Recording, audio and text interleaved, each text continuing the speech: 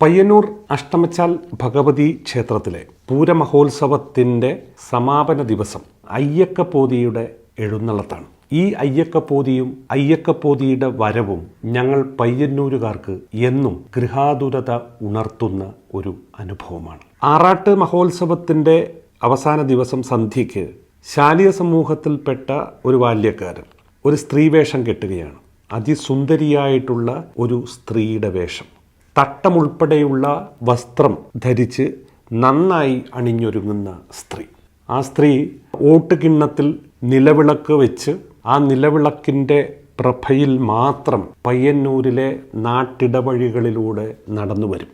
ശാലിയ സമുദായത്തിലെ ഒരുപാട് ബാല്യക്കാർ ആ സ്ത്രീക്ക് അവരുടെ സഞ്ചാരത്തിന് അകമ്പടി സേവിക്കാനുണ്ടാവും.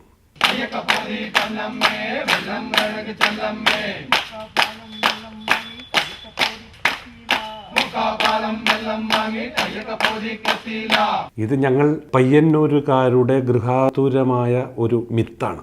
കേരളത്തിന് തെക്ക് ഭാഗത്ത് കൊറ്റൻകുളങ്ങര ക്ഷേത്രത്തിൽ ചമയവിളക്കുണ്ട്.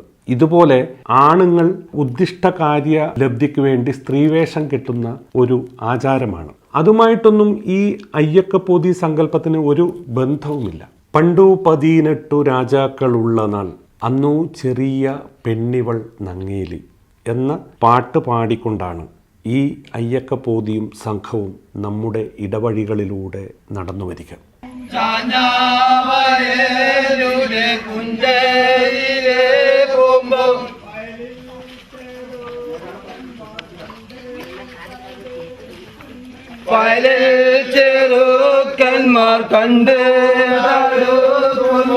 പക്ഷേ ഈ വരികളിലൊന്നും തന്നെ ഈ അയ്യക്കപ്പോതിയുടെ ചരിത്രമോ ഐതിഹ്യമോ ഒന്നുമില്ല. അത് കേരളത്തിലെ ആദ്യത്തെ സാഹിത്യകൃതിയായ പയ്യന്നൂർ പാട്ടിൻ്റെ ഇതിവൃത്തം തന്നെയാണ്. പേരൂൽ എന്ന നാട്ടിൽ നിന്ന് നങ്ങേലി എന്ന അതിസുന്ദരിയായ സ്ത്രീ, ആ സ്ത്രീ കുടുംബിനിയായിരുന്നു. സന്താന ഭാഗ്യം ഉണ്ടായില്ല. അതുകൊണ്ട് സന്താന ദുഃഖത്തിൽ പെട്ട് ആ സ്ത്രീ ലൗകിക ജീവിതം ഉപേക്ഷിച്ച് ദേശാടനം നടത്തുകയാണ്. അങ്ങനെ അവർ പയ്യന്നൂർ ഗ്രാമത്തിലെത്തുന്നു. തെരുവും മുച്ചിലോടും അമ്പലവും ഒക്കെ ഉൾക്കൊള്ളുന്ന വിശാലമായിട്ടുള്ള പയ്യന്നൂർ ഗ്രാമം. പഴയ പയ്യന്നൂർ ഗ്രാമത്തിൽ ഈ സ്ത്രീ വന്നെത്തുകയാണ്. അവിടെ നമ്പുചെട്ടി എന്ന വ്യാപാരിയുമായി ഈ സ്ത്രീ ക്രമേണ സൗഹൃദത്തിലാവുന്നു. അവർ തമ്മിൽ പ്രണയത്തിലാവുന്നു. പിന്നെ അവർ കല്യാണം കഴിച്ച് അവർക്കൊരു കുട്ടിയുണ്ടാവുന്നു.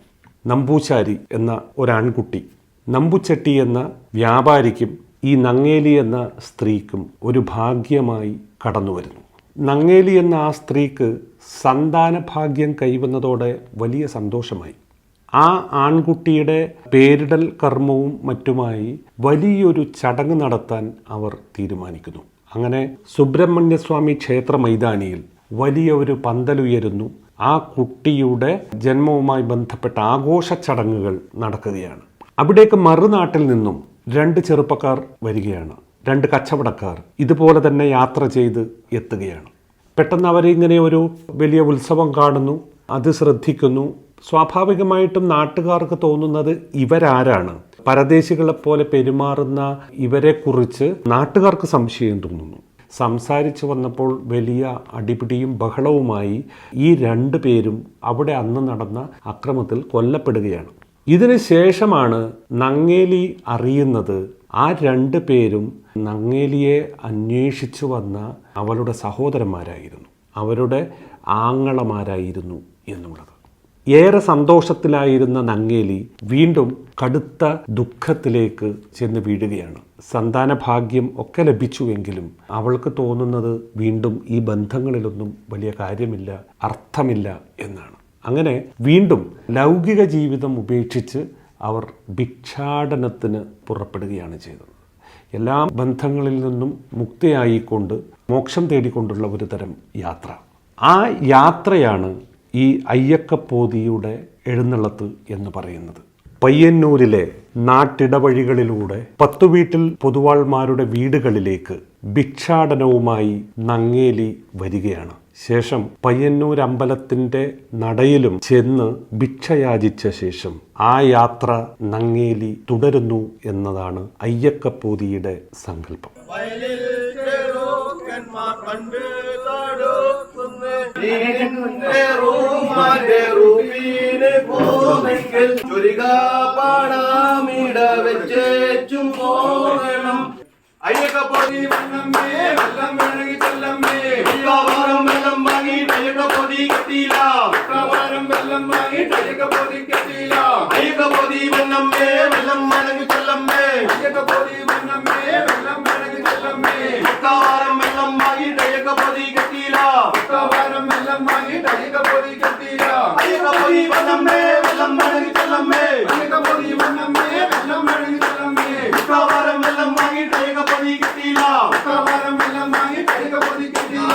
നിന്റെ റൂമാന്റെ റൂപീന് പോകുന്നേ. നീ നിന്റെ റൂമാന്റെ റൂപീന് പോന്നെങ്കിൽ. നിന്റെ റൂമാന്റെ റൂപീന് പോന്നെങ്കിൽ ചുരിക പാടാമിട വെച്ചേച്ചും പോകണം. ഈ വേഷം ശ്രദ്ധിക്കുമ്പോൾ നമുക്ക് മനസ്സിലാകുന്ന ഒരു കാര്യം, കഥകളിയിലെ സ്ത്രീവേഷവുമായിട്ട് അടുത്ത ബന്ധമുണ്ട് അയ്യക്കപ്പോതിയുടെ ഈ വേഷവിധാനത്തിന്, അതിൻ്റെ ചമയത്തിന് ഒക്കെ. ഒരു തട്ടം ഉൾപ്പെടെയുള്ള സ്ത്രീവേഷമായതുകൊണ്ട് ഒരു മുസ്ലിം സ്ത്രീയുടെ രൂപമാണ് നമുക്ക് തോന്നുക.